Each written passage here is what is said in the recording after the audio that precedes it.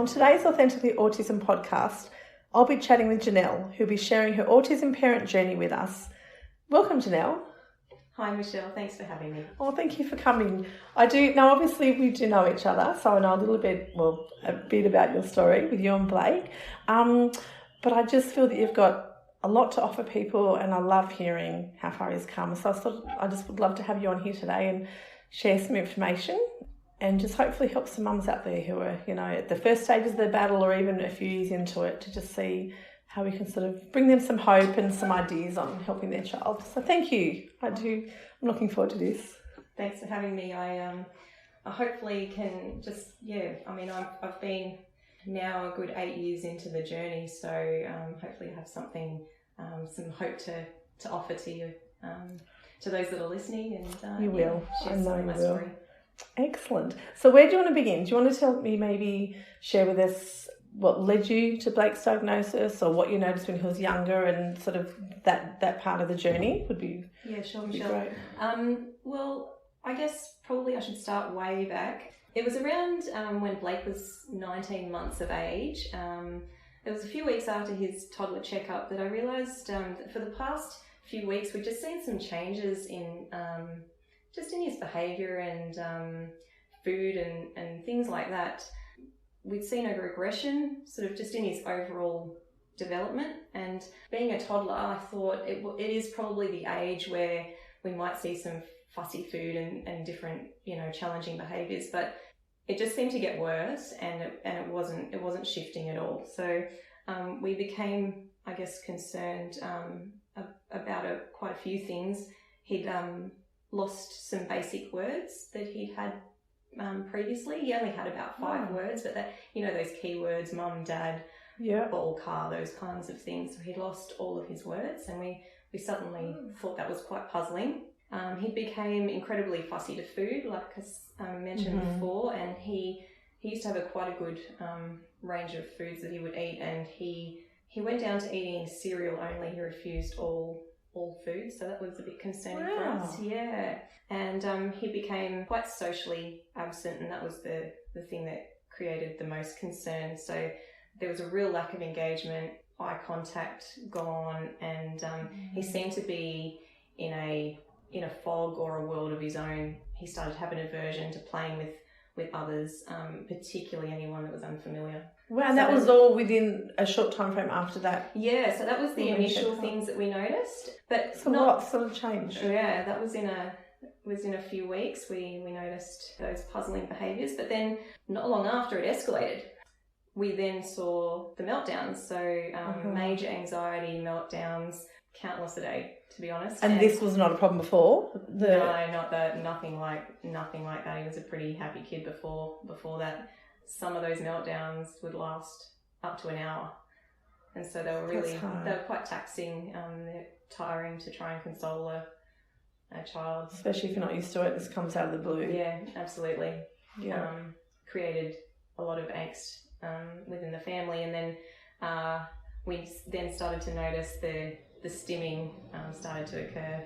I'm sure some of the audience would probably know stimming, but it's repetitive body movements usually. So what was his, to regulate? Obviously the different kids have different behaviour. What was his stimming? His stimming was hand flapping, and it was when he was excited. Which is quite common. It looks cute, but something's wrong. Yeah. So I remember seeing it when he would just watch his favourite show on TV, or we tried to take him to the aquarium one day. He was really into animals, and it just didn't stop.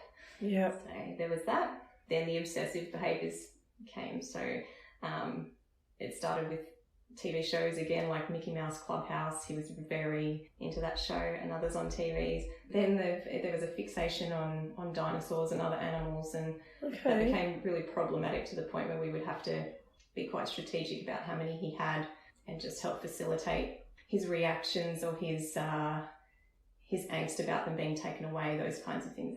So it wasn't just enjoyment for them, it was like I said, an obsession. It was an obsession, absolutely. They just can't, he just couldn't leave it behind, or couldn't... Had to take it everywhere with him, couldn't leave it behind. If it would be a really big problem if we would go say to a play group or to somebody's house, a house that had little toy dinosaurs. So yeah.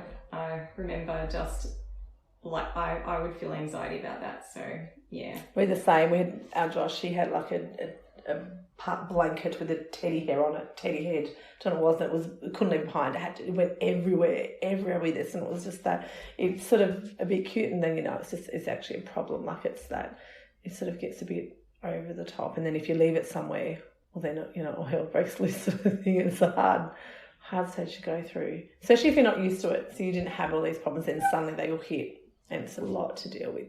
It's hard because it brings them comfort as well. So as you would understand, there was a real fine balance between, like quantities and where and when, and I didn't want to be over controlling about it, but the meltdowns that it caused were substantial, so we had to be you could pick and choose your battles, but exactly you do, and we're the same. You sometimes appropriate, sometimes it's just not, and then if you do take it somewhere and you left it behind, you know what's going to come, and if you're not going to be back there for weeks, it's a whole big thing that, like I said, when you haven't dealt with it before, it's suddenly one new challenge to have to try and come in. And then you've got your regular toddler challenges, so you've got your general toddler behaviour, then you've got all the things that you're obviously on top of it, which is a lot.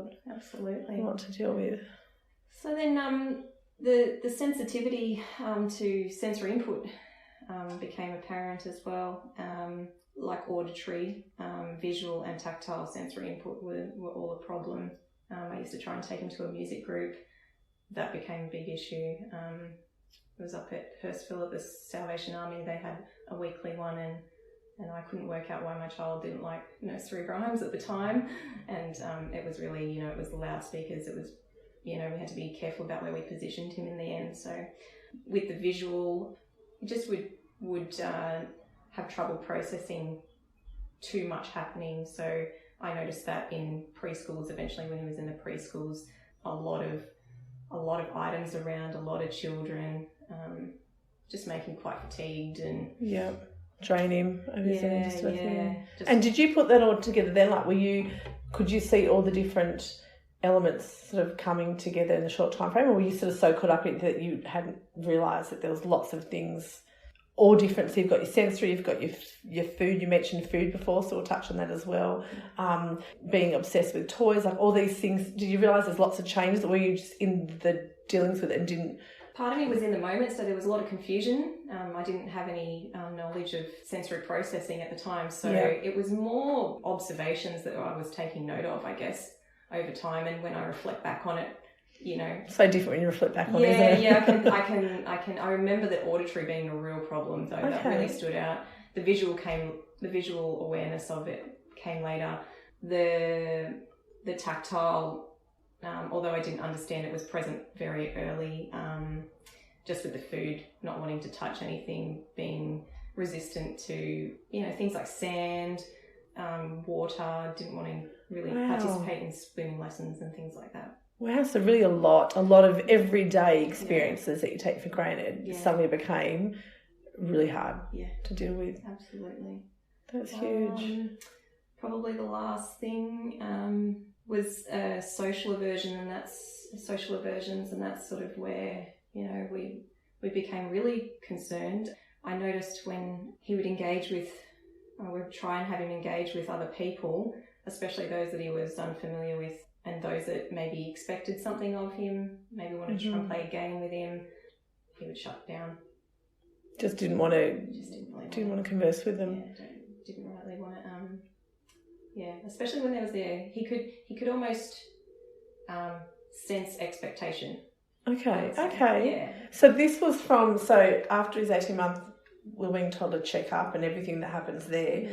How long did these changes, these regressions and these changes in behaviour and all these issues go for before you realise, wow, there's a lot going on, something's... Well, what's the legend? Oh, look, those months following, in the months following. And so what happened from there, and the reason why, there was a push to get something done, was that it would have been some months after we started seeing these behaviours, and I was quite concerned about it, but also puzzled, not knowing, first child, is this normal behaviour, or is this, am I panicking, or is this something more, my mother-in-law with her sister came to stay, and they could see that I was having trouble with him as well. And they actually were there the day that we took him to the aquarium and saw the flapping. My mother-in-law went home. She contemplated it. She happened to see a news story on autism. She just started connecting the dots, seeing the correlation between what she was seeing on the news story and the behaviours that Blake was exhibiting. So the next time I went to Canberra for a visit, she sat down and said, look, this could be what it is. It's something to consider. And initially, we all react in different ways. Initially, I felt, I was in that denial about, I didn't know how to process it. Yeah. And I was a bit frustrated about it because I was deep in trying to manage what was going on with him. Yeah. And then as my husband and I absorbed it and the reality of what was happening, then came the grief. Yeah. And the acceptance that it could be real. Yeah, those stages of learning something new. So that wasn't on your mind. So you didn't know, you weren't already thinking autism or anything. You just knew something wasn't right, but you hadn't gotten as far as what could it actually be. Didn't know it could be autism until she sort of mentioned something. And then we looked into it, and there was just, box tick after box tick, and I thought, And there was one night where my husband and I we just knew, and you had to then do something. We were really sad, that night. You were. Yeah. And that was before you actually didn't get a diagnosis. You just knew in your heart, this is what it's going to be. This could be it, So then we made the booking with the assessment service, developmental assessment service at Cogra. Yeah. And we were seeing quite quickly, actually. I think maybe they were interested in how young he was at the time, because quite a lot of the time they'll see, 3, 4, 5-year-olds. 5 plus even. We had seen these behaviours quite early, and he was looked at and assessed and diagnosed. It was about a month after his second birthday. Okay, that's not too bad then. That's So he's quite young. Can I just go back, because you did mention then something just got me. You said, and I saw a look in your face, and you said we're just really sad. We're both a bit sad. Yeah.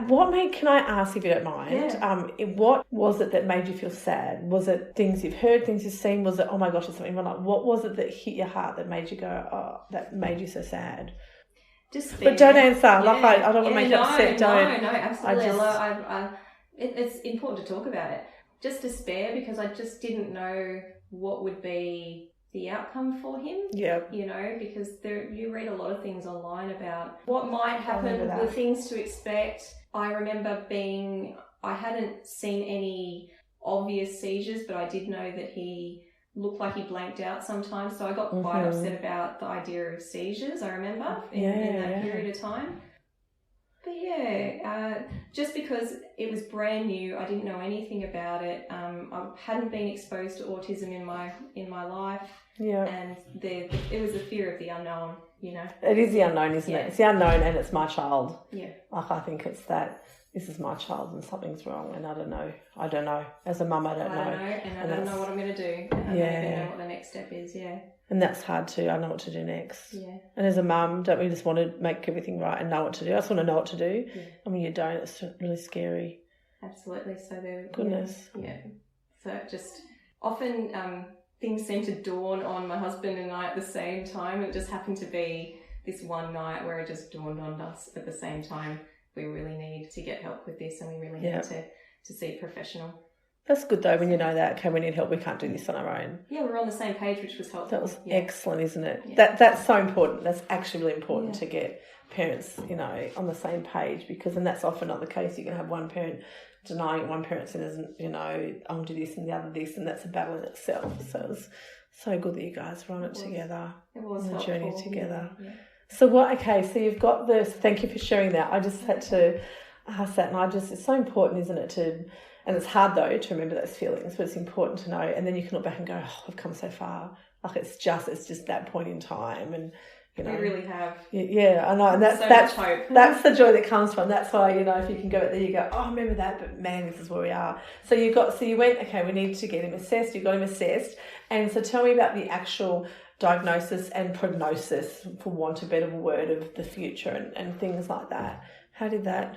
Well, it kind of took me by surprise. I was scheduled in for an appointment, and that appointment, I thought they would just do a range of interactions with him, and there might be follow-ups. And so that particular day, I was actually given the diagnosis on the spot. They could see that there was a real need for help ASAP. Okay. So that kind of shocked me as well. I thought it would be a longer process, but it was very, very quick. Yeah. Which can be scary when it's sudden. It's like, hang on, I haven't even had time to process this yet. Yeah. And now you're adding throw in these extra things at me that I've got to do. Yeah. There are therapies that you can get involved in, you know, with implied knowledge that they will help, but it is what it is. It didn't spark a great deal of hope, I would say. Yeah. So you sort of lost something, a bit of a future for him that day. That, there's nothing. There was, so the paediatrician was there, and they did have a wonderful lady who, from memory, she was an autism expert.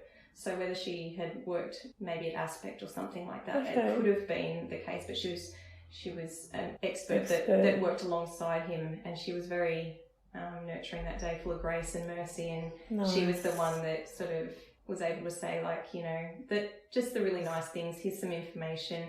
I'll be honest, I'll say, I said to her, I don't think I can watch this. I don't think I can watch the DVD that you're giving me. And she said, in your own time. You know? Yeah. Oh, it's process it in your own time. Well, this was both of them. They were kind enough to lead me in the right direction with who to contact. You know, I had the choice to be in contact with an organisation which was amazing in Sydney. Whether they're still publicly funded or not, I don't know, but it was called Learning Links, and they were in Penshurst, and they had they were similar to Uran up here on the Central Coast. How they operated years ago under the public system, where they were either fully or partially funded to provide services, and so it was a range of experts that would come in. You know, you've got your early childhood educators, the team of they had an OT, disability support workers, counsellor. Okay. Someone just came and said, "Are you okay?" And did you cry? When someone goes, "Are you okay?" It's like, don't ask that question. Don't ask if you want me to stay half okay. Don't ask me. Oh, that's not, what a good team. Like, that's, you know, just what you sort of need around you, isn't it? Those people that just have that gentleness when you've just gotten some bad news. Well, what you think it's bad news at the time. It's, you know, it's that unknown and that, what now? They did it in a friendly, family-like environment too. They set up a little play group, and we would just give the kids an opportunity to socialise, the mums a chance to connect, and then the counsellor would check in with us as well, which was really beautiful. Yeah, good. It's always good to have your support support people there for you. Yeah, it's necessary. Look, it just left really great memories. Yeah, good. Yeah. That's so good. Especially in that time when it was just sort of all, I know that feeling when it sort of all comes crashing down. It's like, oh, this is really big. I didn't expect this. What now? So, okay, so you got that diagnosis. That was really hard. And then the prognosis was, well, we'll help. There's a few things you can do to help, but this is what it is. Accept it, and that's it. Right. Yeah. When she's in. And how did you feel when you got that? What was your reactions, your feelings, your thoughts to that sort of?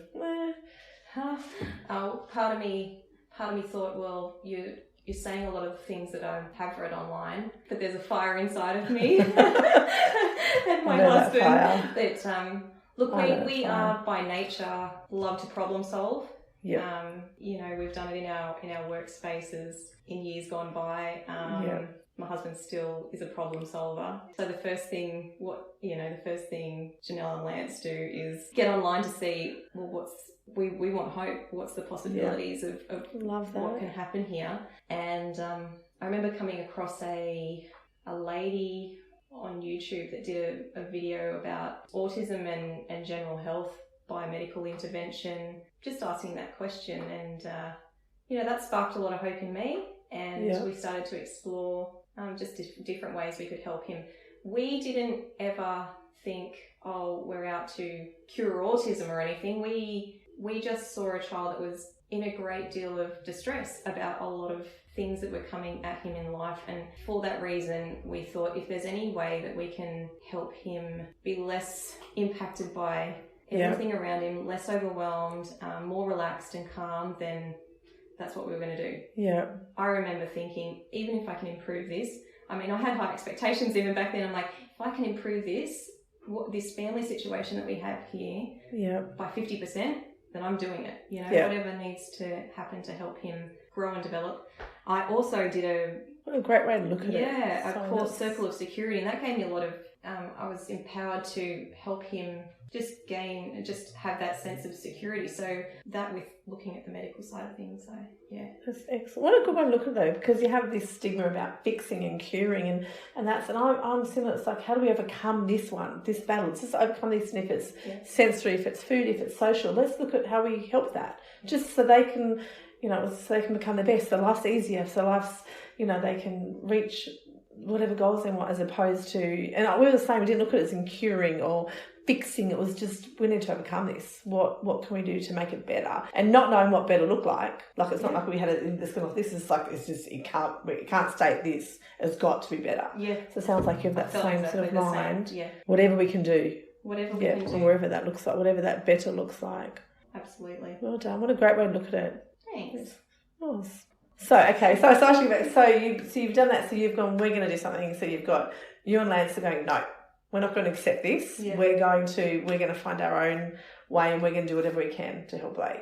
Yeah. So, and that, do you find that empowering? Like, because it's scary, or it's that sort of, okay, well, so we've been told this and we're going to say no, and we're going to forge our own path, sort of thing, by the sound of it. Yeah, we're not really scared of just looking into things a bit deeper. We never really have been, as people, concerned too much about just doing a bit of extra research, digging deeper, looking at a range of possibilities. I mean, the paediatrician might have been right, but I mean, like we were talking about it before, something has to change here. Yeah.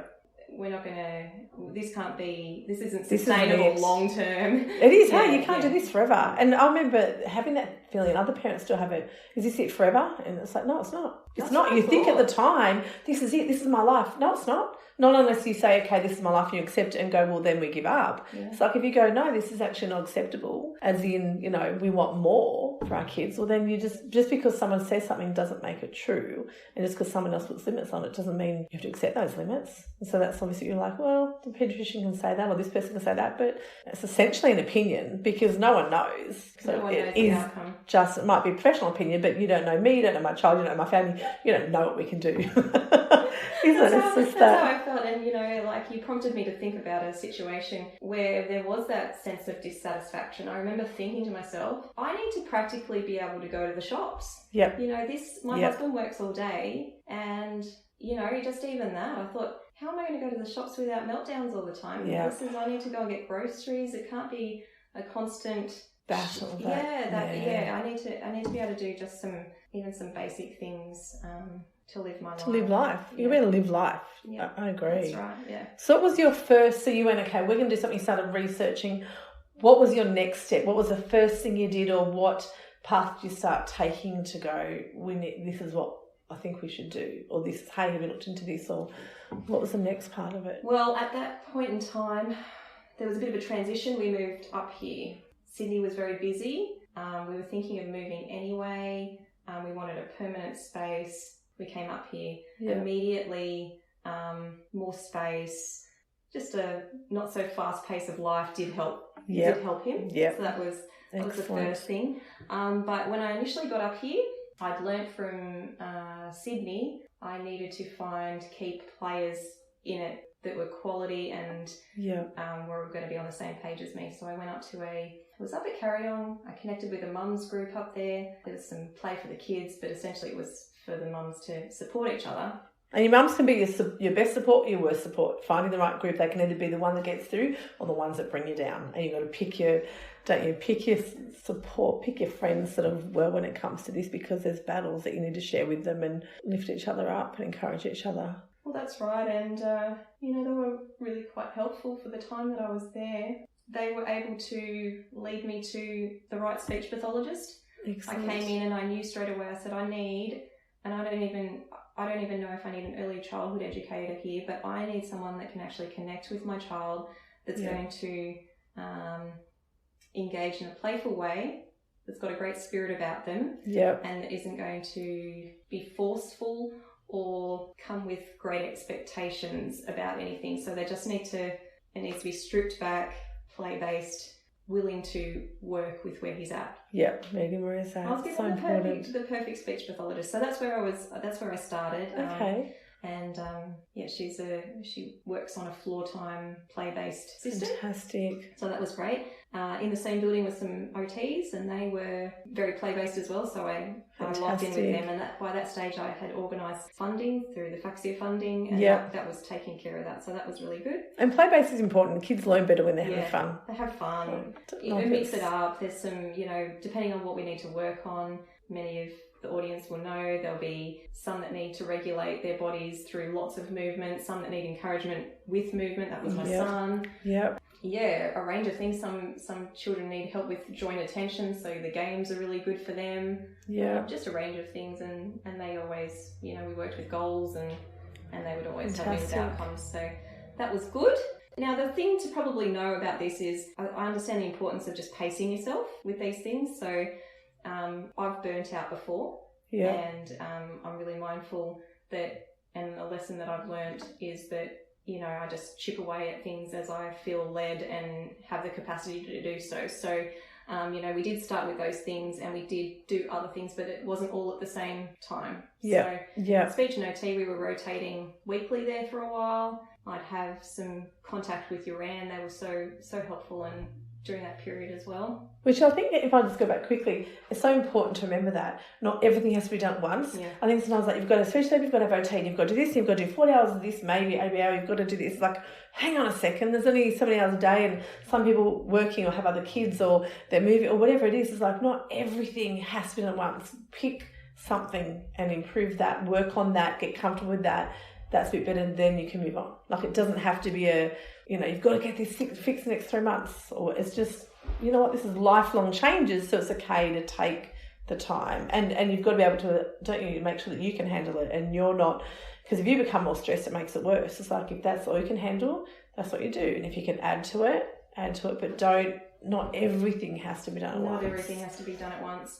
You're going to tire yourself, your husband, and for the child it can become too much too, because you're just giving them way too many activities. The whole life becomes about this issue as opposed to they're also a child. And also something that comes to mind is some therapies are precursors to other things too. Sometimes it's just not the right time. Yep. Something is for now and then something is for later. Yeah. And sometimes the success of one thing is because of the thing that you did prior. Yes, I agree. And sometimes there is a bit of a logical order there, but there's no point working on that if the battle's still here for this. Let's just get over this first. Yeah. It is, let's get maybe the language going and they can understand that more, rather than trying to do this and they still don't even comprehend what you're trying to get in there. So, 100%. But then it's hard to know that when you've got everyone or people saying, go do this, like I don't even know what to do first.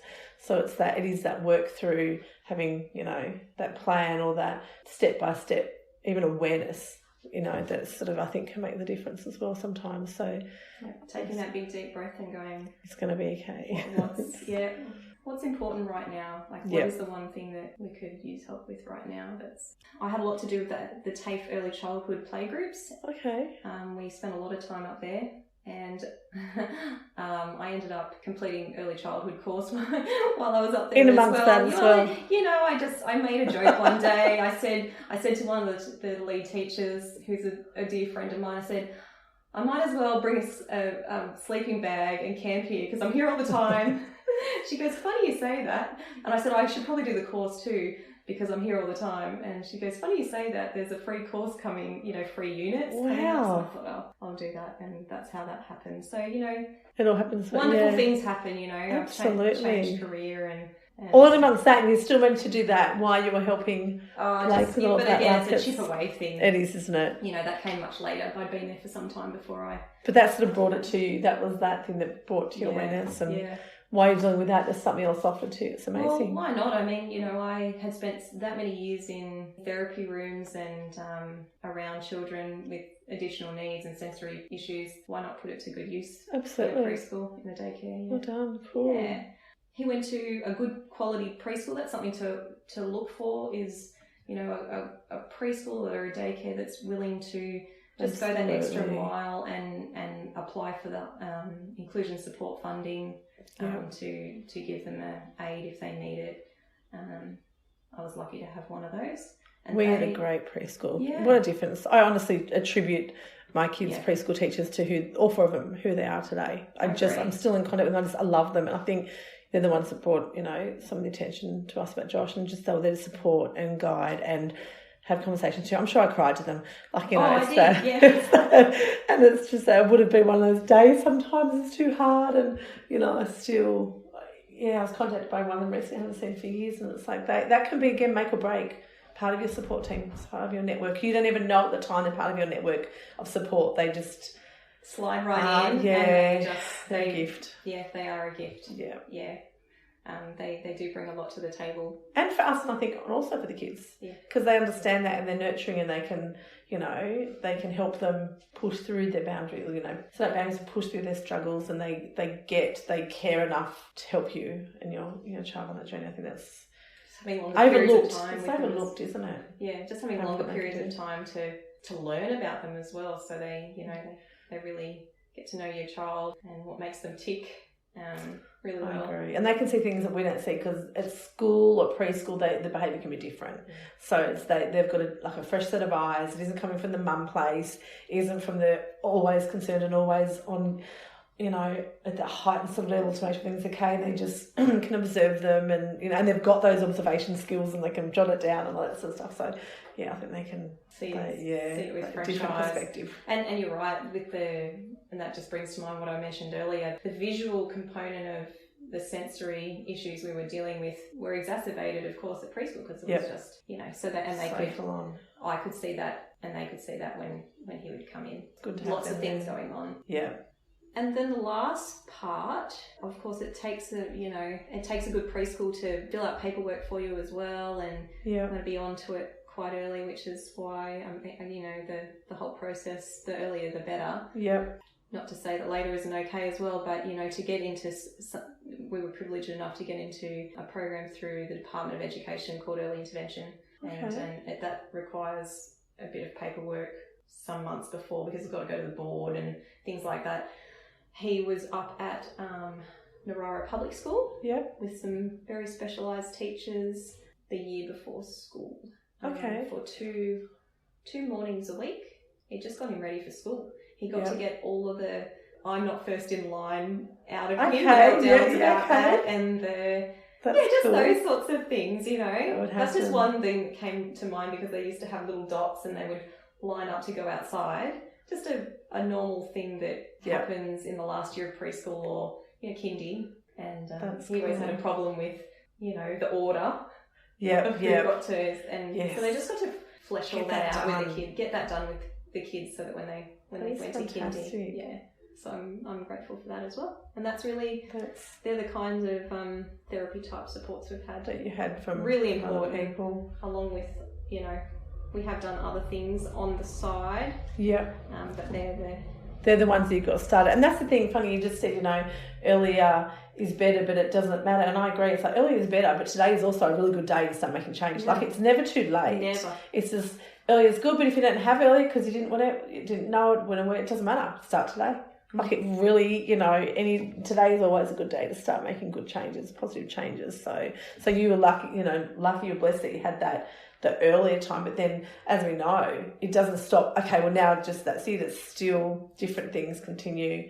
You find different things that are needed. Like that even just thought were helpful for your child. It's not like these services are helpful, then you start going, my child needs this, or this is what I think will help. So you sort of had all those therapies in place, which sound like they were such a gift. And then what did you do yourself, whether at home or in your own sort of personal environments, that you knew would make a change, or that you'd hoped would make a change, or that you saw that maybe this is maybe these choices are affecting his behaviour or making them worse? Can you talk about some of those sorts of things? I think probably the best thing that comes to mind is really the most beneficial change or the action that we took was when we considered that there could be a possible link between autism and general health.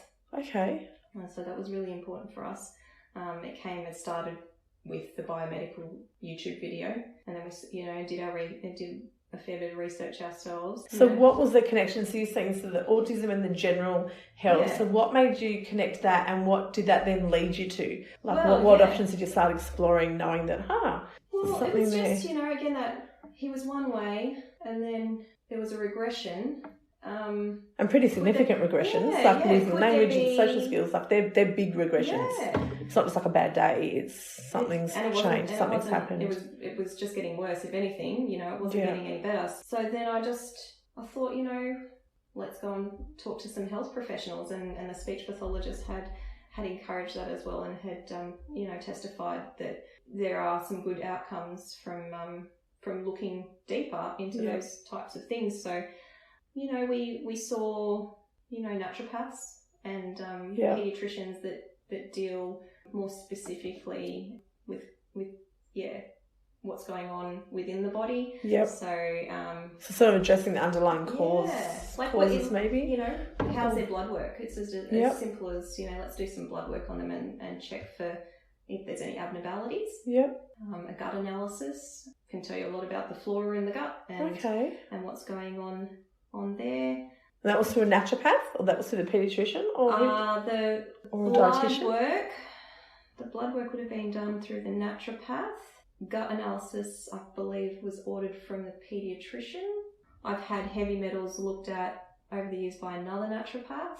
Look, we've just sort of combined what we've learned from all of these people, and then looked at supplementation where we need to, detox where we need to, and just general dietary advice that's helpful that they've found to be helpful for children on the spectrum. So looking at removing inflammatory foods for a period of time. Okay, so not forever. So what foods did you? So you sort of realised you wanted to thought you'd try some supplements, get his body sort of test to see if anything was going on. Was there anything going on there, or what made you go supplements and food might play a part in this? There were some abnormalities, just not absorbing certain minerals and vitamins and having high levels. I wish I could remember all. It was such a long time ago. He did have high levels of certain heavy metals in his system. Okay. I do remember there were...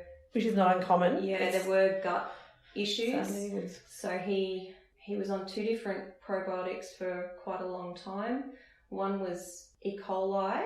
It makes up our gut. It's not necessarily, as far as I know, like a bad thing to have E. coli in you, but it was basically depleted. He didn't have any in his stomach, and there was a few other bacteria that were quite low as well. So you realised that things weren't functioning properly, to make a change about that. So we supplemented those with some high grade. We used to have to drive to Sydney to get them and put them in the, I think we do, hey? Because they had to be special ordered. Find this here and this here and that there and piece it all together. Yeah. And so because you had to keep it cold as well, so... Oh, of course, the fridge could be these ones had to be, particularly kept in a cold pack. But it's worth it, right? You do it. Yeah, look, it makes a difference. It did help. And the foods, you said food plate, so you removed some foods for a while to see that benefit? He was off gluten and dairy for quite some time, and we just went with the standard types of things that naturopaths usually ask for. Yeah.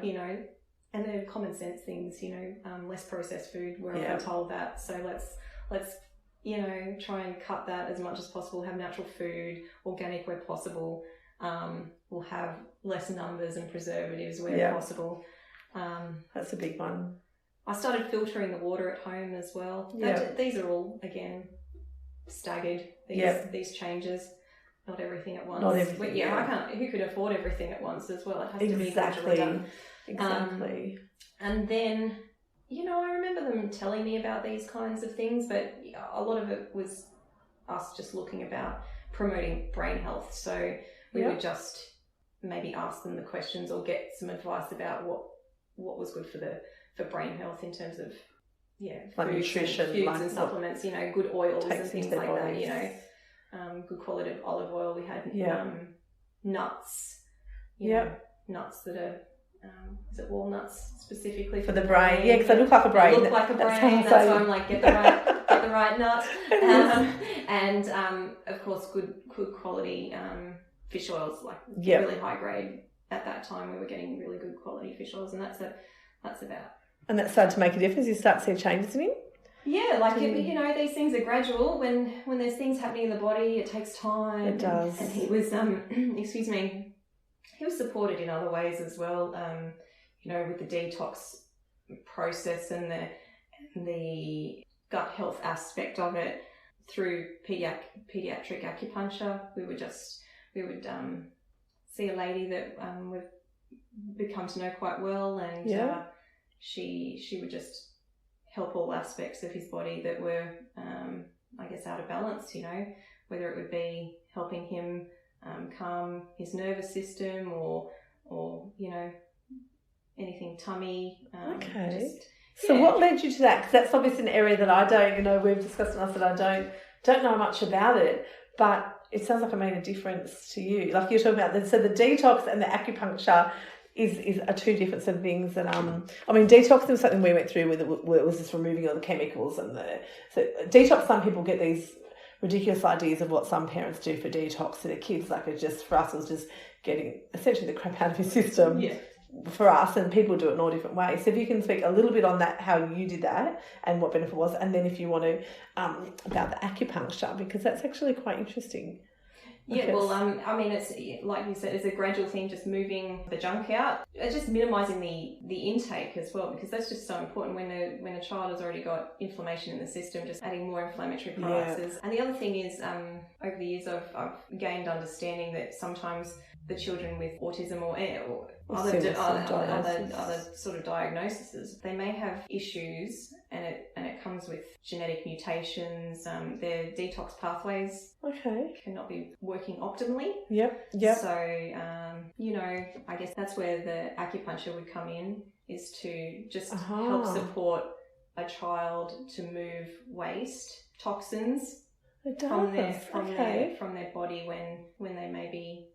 Yeah. When they're blocked, like when they're just not functioning as they should be. But it's also, I know a lot of children on the spectrum, they have bowel issues as well, Yeah, that's huge. Yeah, because the gut is a big problem when it comes to autism. If it's not moving, if it's not moving, it's just waste being, sitting there. There's been plenty of scientific studies that show that the gut and the brain are linked, and that kids with autism have gut issues, and that it's very common. Most mothers can just attest to that. Yeah, it's a problem. So if it's just not working properly. So acupuncture worked well, like that was. It really did. It helped in the beginning. I could tell that there were short periods of time where he would be treated, and then he would need another treatment. And if I didn't have that treatment, I would notice dysregulation behaviours. Okay. So we would see the repetitive, tick type things that would come, the stimming would increase, licking of hands, things like that. He just wasn't as regulated as when he had it quite often. Now, if he was to have it, it would be probably a 6-weekly, because his body is functioning, more healthy and robust and functioning properly in a more harmonious state all the time. But it's a big difference. They deal with things I don't even fully understand. They deal with aspects of health like heat and damp as well. Sometimes people are running. They've got too much heat in their body, or they've got too much moisture in their body, and that can play a part too. So a lot of children, especially on the Central Coast here, they could be going in with damp. Yeah, in a humid environment. Process, depending on your diet and things that you're eating, you can just. Our bodies, it is funny, they can take so much, and then it's just this overload, and they just sort of crash, and it's just, and that's when it's up into it to try and get it back to that kind of optimal sort of stage where it just, and you don't want perfect, you don't want, all these things, it's just I just want our son to function or to be happy, to be part of the community, to live a joyful life, like it's, it's that sort of have hope for them and finding those different things that make a difference to their mind, to their gut, to their body, to their, and the toxins and the muscles and there's so many different elements you can look at, and for each family, each child is different. So it is, you know, so it's funny because your story is similar to my story in some ways, but then otherwise so different as well. But yet we both found what was right for us. And that's what I think is so important to know, that there is this path that they sort of, you know, expect people to sort of follow. But then when you figure out and you get to know your child and their body and their mind and their needs and their wants and what's going to feed them to become their best version of themselves, is when you can start going, right, I can leave all that and just follow the paths that we're sort of seeing. And then you can start seeing it's making a difference. If it's making a difference for the better, then it must be good, let's keep going, or we've reached that point now, let's try something else, or and we whatever. know the difference. We're with them every day. Exactly. The preschool teachers notice the difference too, because they're with them with them. And mums know.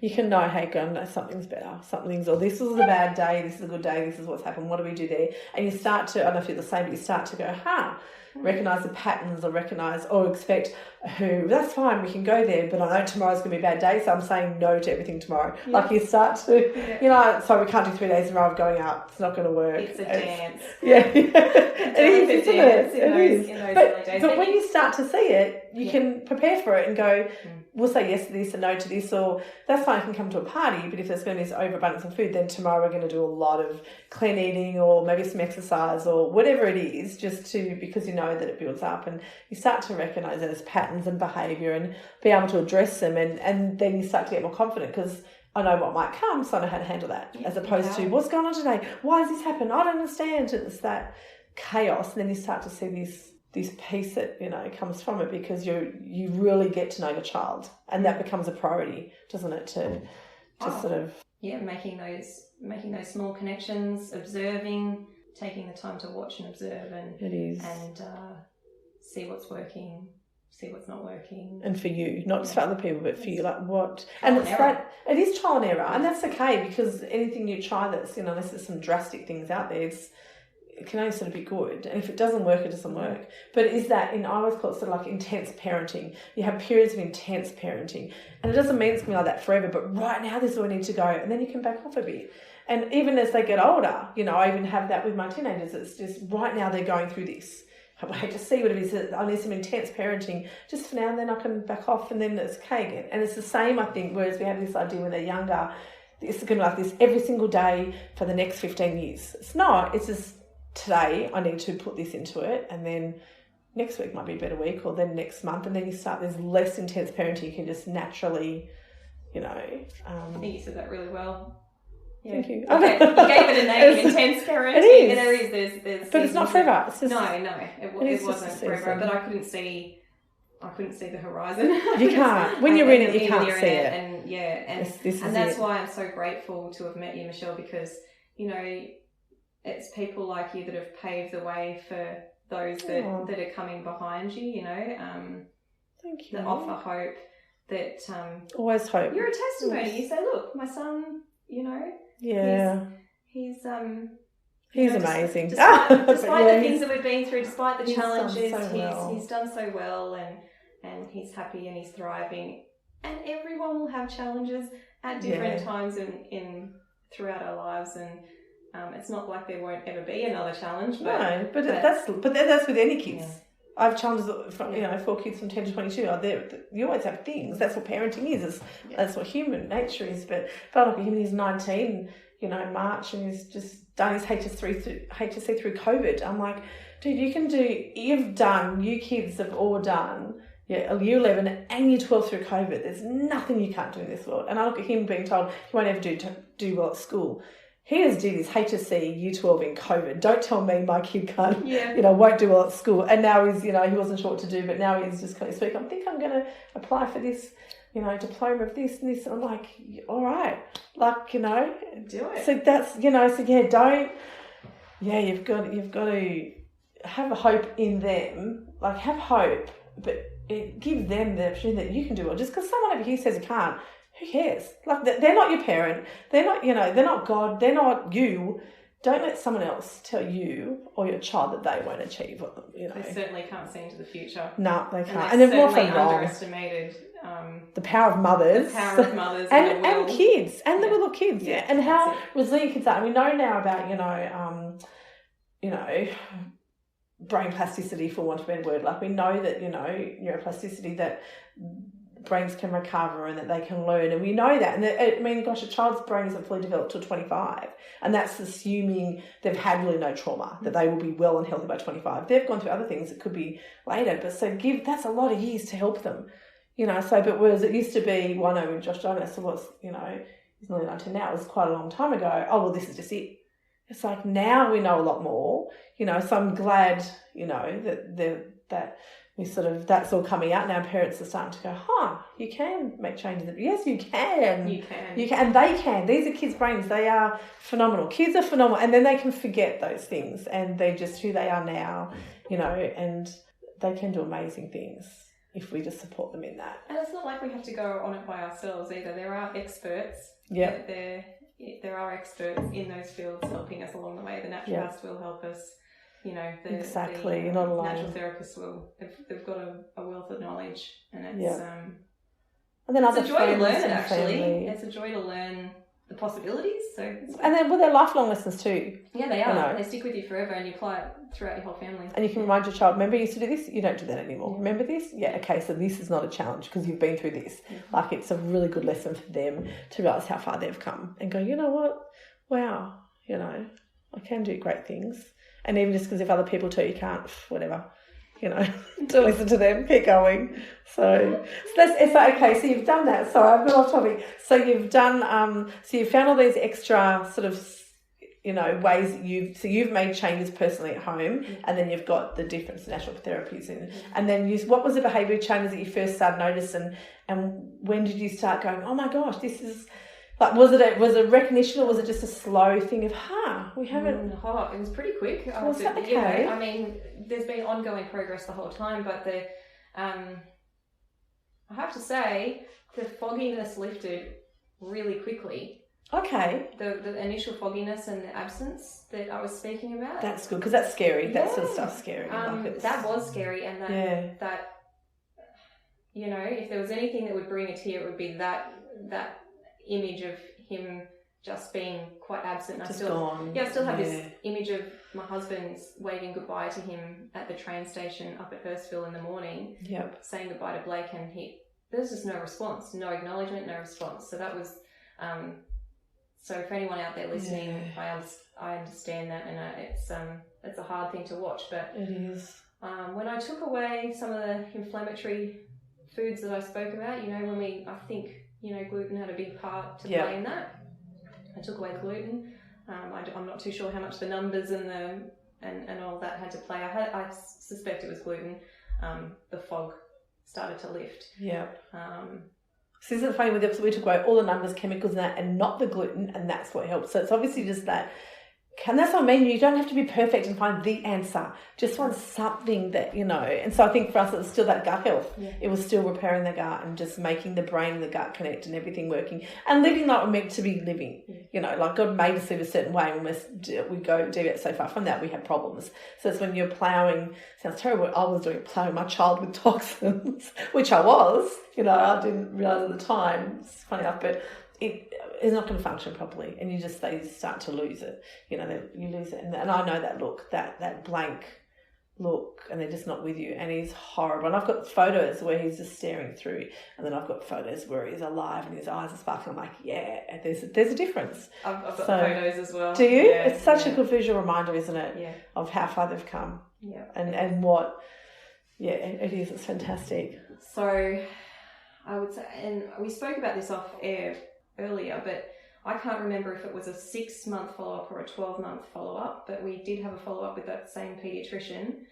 In that time, we had started the diet work. Okay. He couldn't believe the difference. Oh, that's when you're saying you went back to another doctor. When we took him back, he couldn't believe it. There was a woman that was it was a psychologist, I believe, that was with him that day. Yep. She'd read the report before and had a picture of what she was walking into, because it wasn't pretty that first day. Yep.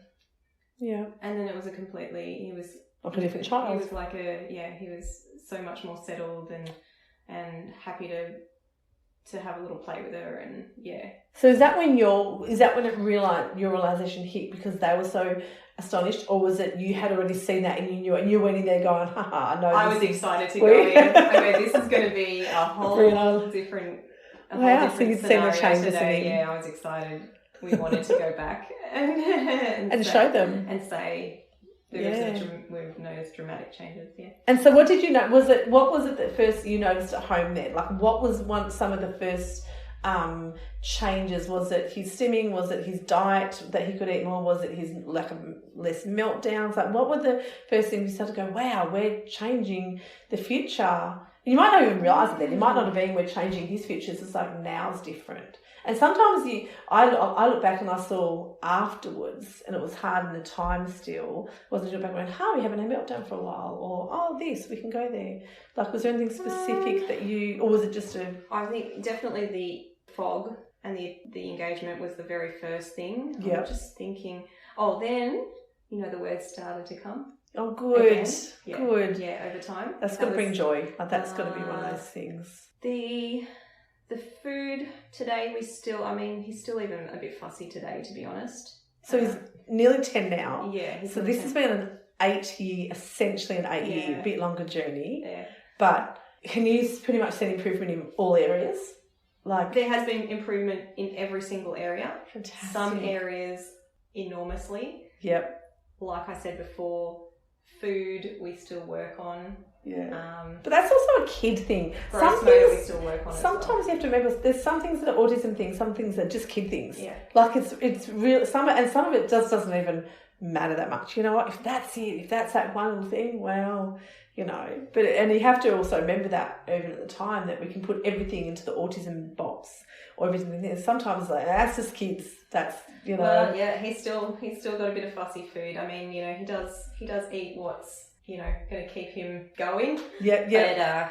But it's still fairly limited. I've had to do a lot of food training with him, which is taking one food and then replicating it in other ways, in other forms to promote wider varieties of foods. My husband and I, we crumbed everything. This is where we can laugh a little bit. I know people will be able to sympathise with what I'm talking about, because I know that many of you will be in the same place. You start with, okay, so I have to maybe change up some of their food. They love chicken nuggets. All right, I'll try and it starts with trying to crumb your own chicken. Yeah, don't get the packet ones where there's like 64% chicken, the rest is just fillers and whatever it is. It's like, right, we'll start making our own. And it is those little things, isn't it, though? And those little things can actually be really important.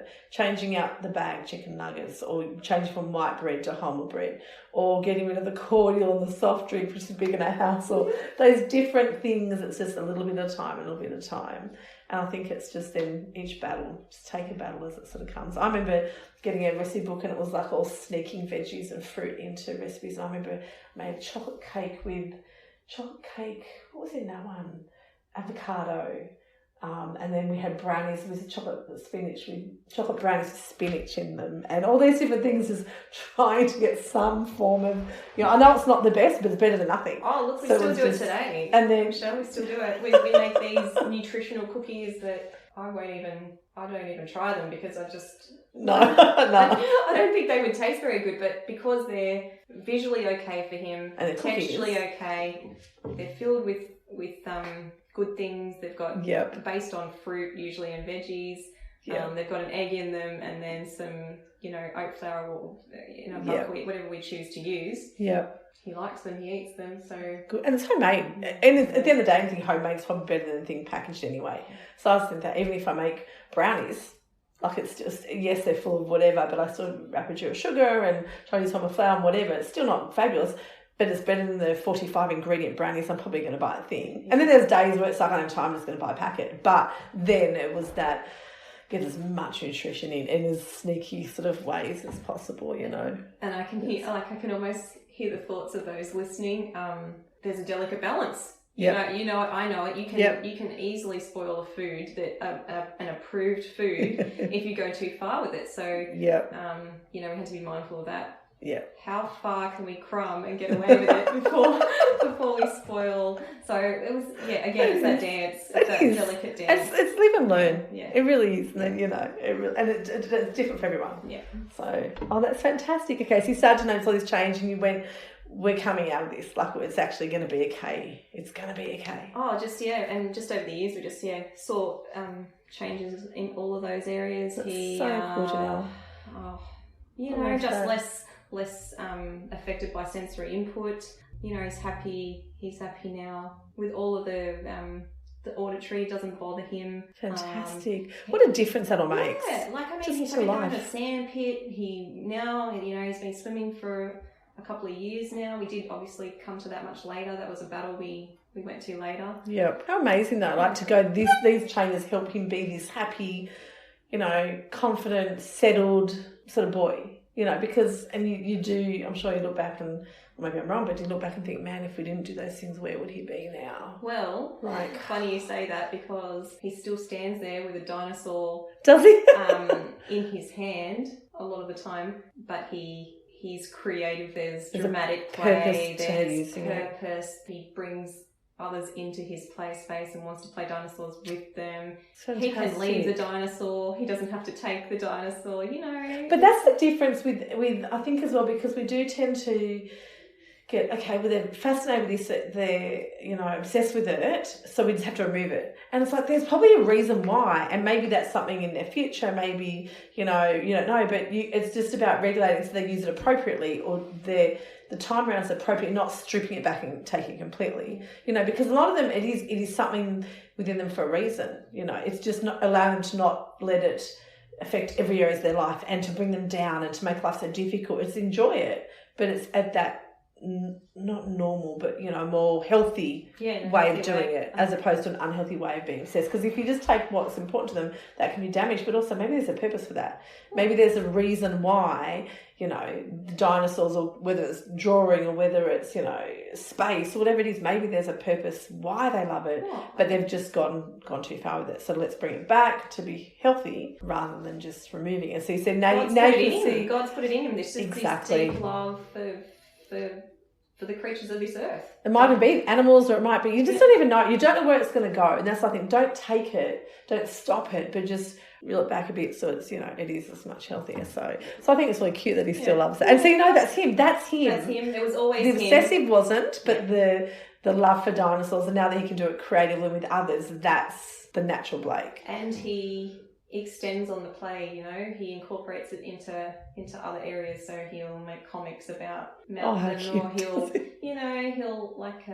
he loves Pokemon, so he uses that Pokemon inspired thought of he'll create hybrid animals, and that's so cool. That's it, creative though, and that's the difference, isn't it? When they're creative, it's okay. When they're creating, and we're meant to create, we're meant to be creative. So when you're doing that, that's okay. It's when it's just this attachment, and this obsession, and this fear, or this anxiety, this whatever, that's when you go, that's actually not okay. Just bringing it, like you said, to a healthy into a healthy space, and that's especially bringing others. That's fantastic. I mean, health played a part, but that's where the therapies and the teachers come in, and the parents come in and help the child reconcile their, because at that age too, with limited communication, I was prompted at one stage in the early days to realize, I either realized or someone told me, they think that toy is going forever and they're not getting it back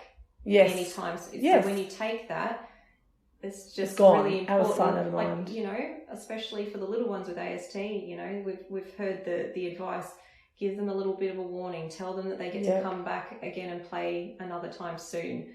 Just that reassurance that all is not lost. There will be another time to play with dinosaurs. Maybe we can play with them when we get home. It's not the end. Communication's key though. Maybe we can draw dinosaurs, or just try and communicate with them, not just do the action. It's like there's the book, I think it's called Yourself in Their Shoes, and it's that thing when they've just got a new toy and we make them give it to their friend to play with. It's like, hang on, if you just got a new piece of clothing or a new car or a new this, and someone came out 5 minutes later and wanted to give it to them, how would you feel about that? Would you be like, hang on a second, or would you be like, throwing it at them? So you've got to put that in their shoes. So if you're suddenly taking something from them, and that's it.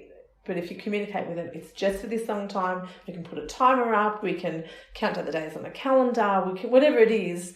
and they know. And it's the unknown that causes anxiety too. So when they know, in often their that scope brings of that peace understanding, at their of course, level. yeah, at their level, can make a big difference. We both know that there's ways of doing that. If they're receptive to the communication, that's good. Yep. That's fantastic. But sometimes they're not. So what are we going to do about that? Well, the visual cards and so many tools, and I think that's that question. What are we can do about that? That's what I really love, is exploring that. Okay, this is the problem.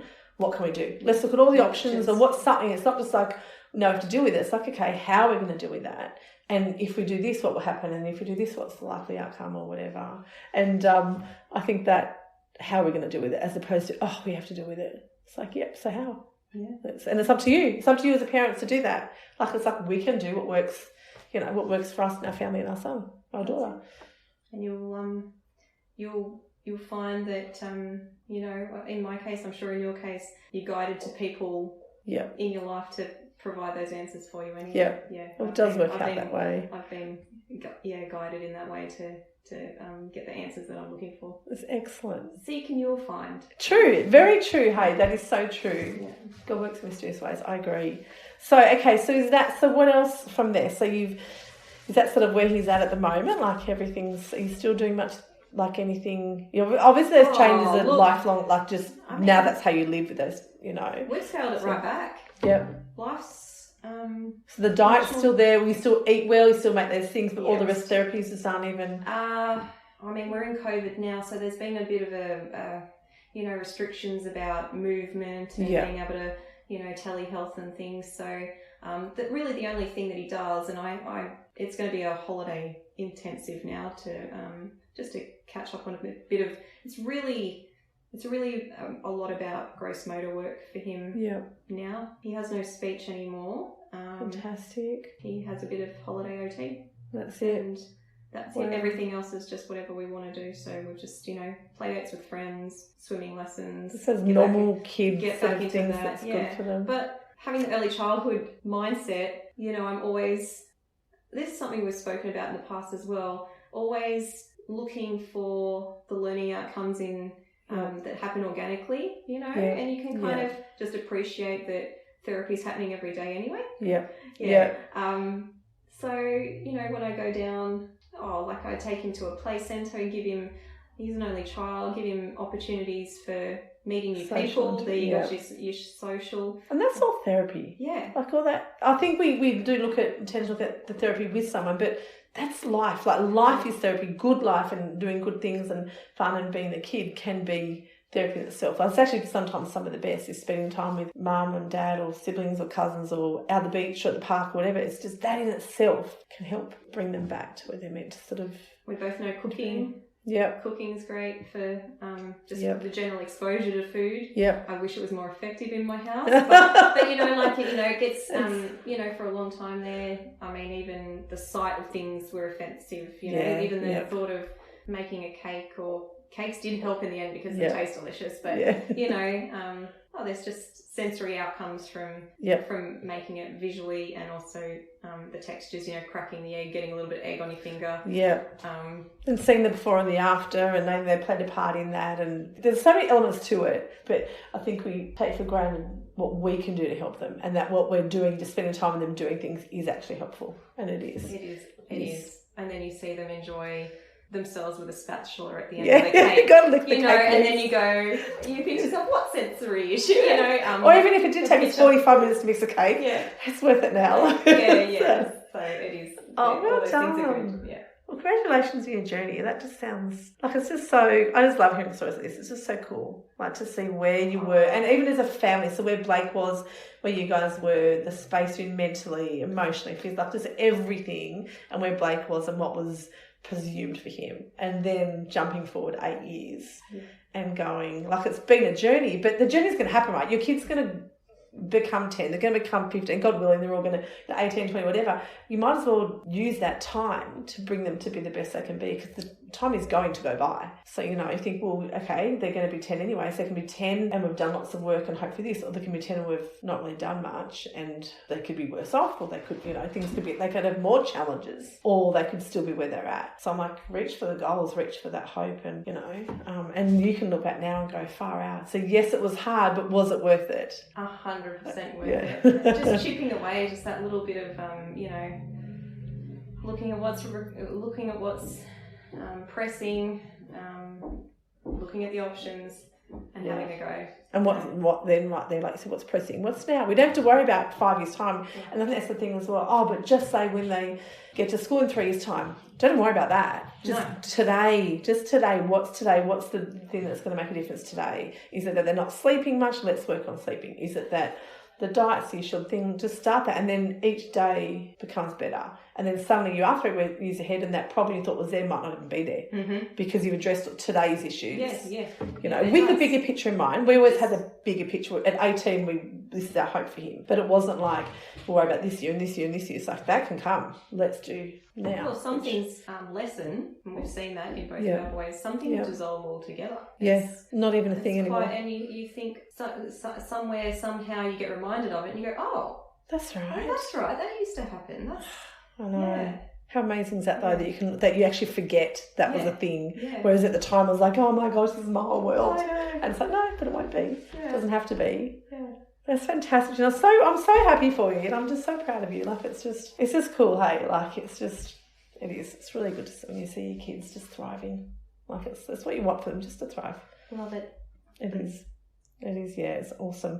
Okay, so you've covered so much in that, so thank you, because there's so much out of that I wasn't even sort of expecting, and it's, you know, going to be great gifts to people. But so what was the most beneficial change that you made? I think you've sort of covered that. Definitely the food. But again, like I said, it's a real holistic thing anyway. Everything kind of works together, but it does. You know, it's just that the food and the health work helps your child. And this is where I was saying before, some things are a precursor to others.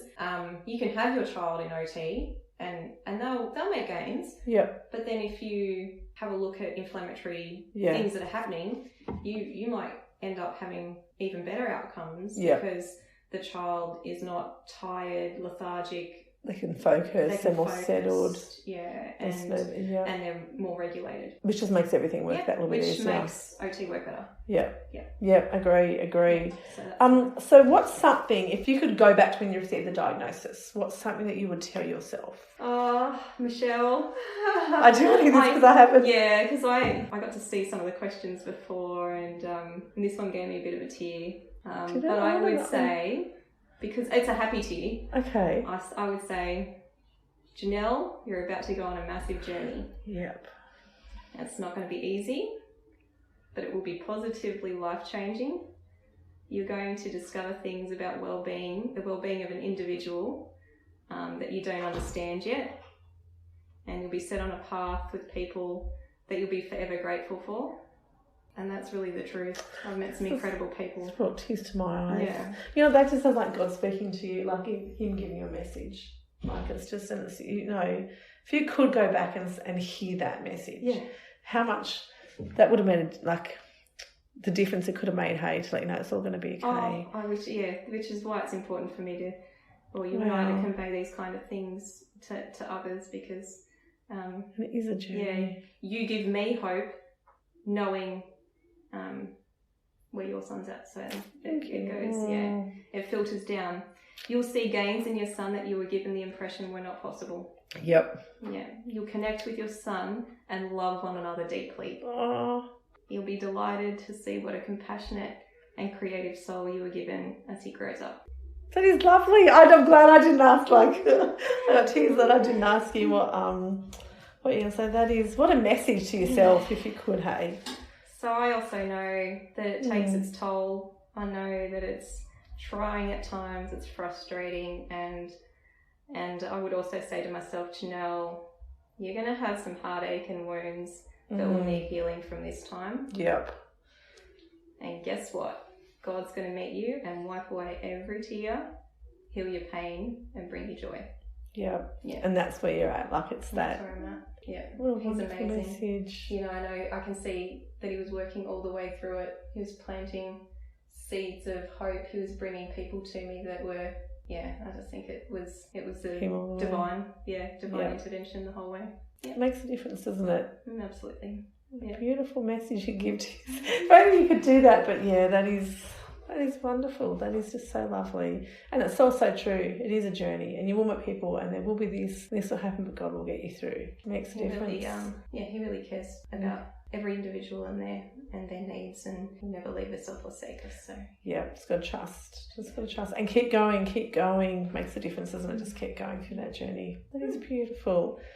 That is beautiful. Oh, so what is a personal lesson that you've taken away from your autism parent journey? Because we all have, there's probably multiple, but what's something that you personally, because so much of it is about our child, which it should be, but sometimes in ourselves, something that we've grown or learnt through it. I have touched on a few of these already.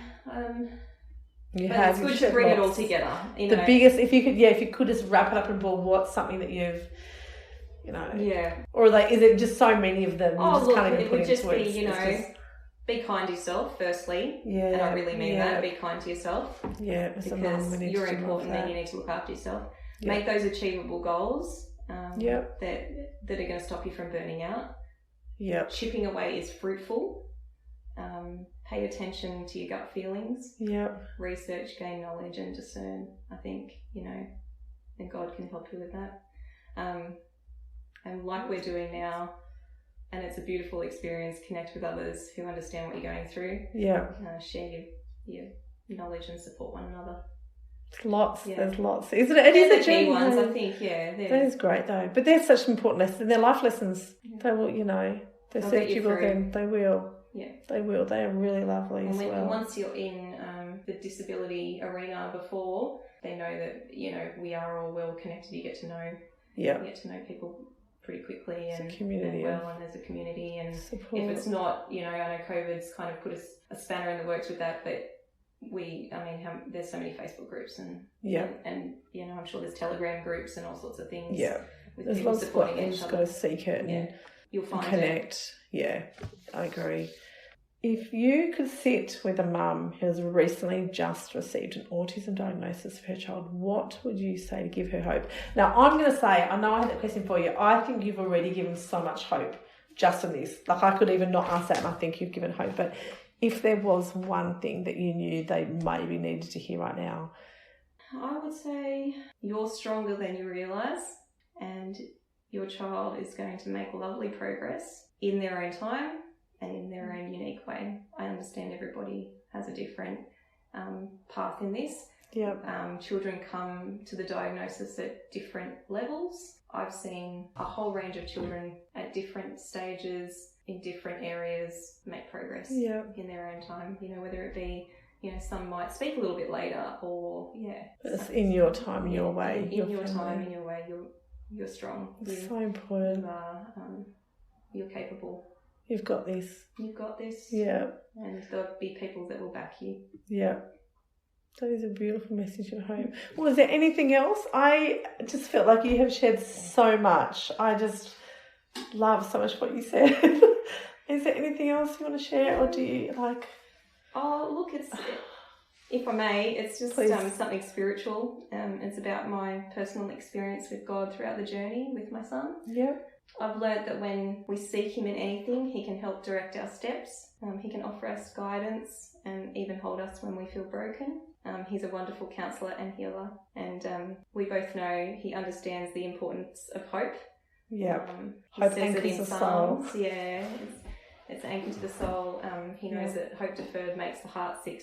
And he knows it's crucial to our well-being. So, I believe that God is able to make all things work together for good for those who love him. Yeah. And that includes some positive outcomes for your children's development. So have faith in that. Have faith.